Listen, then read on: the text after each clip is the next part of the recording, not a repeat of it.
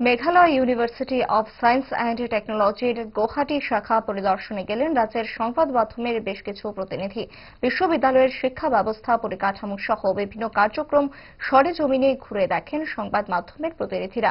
এই কলেজের শিক্ষা কার্যক্রম কি ধরনের তা সংবাদ মাধ্যমের প্রতিনিধিদের সামনে তুলে ধরেন কলেজ কর্তৃপক্ষ।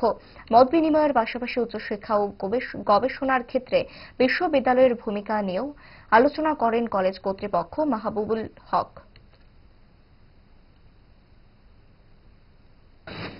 Thank you very much, all the media friends from Tripura.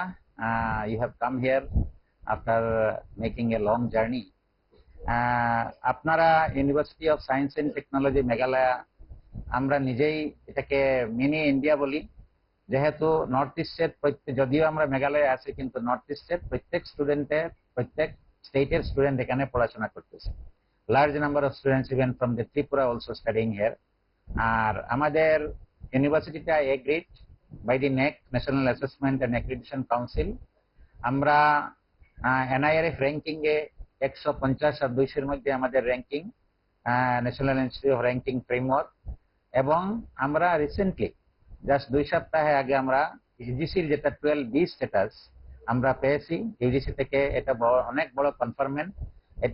এটা 12B হওয়ার জন্য আমরা এখন we are entitled to get the monetary support from the different statutory bodies of Government of India and also from the University Grant Commission.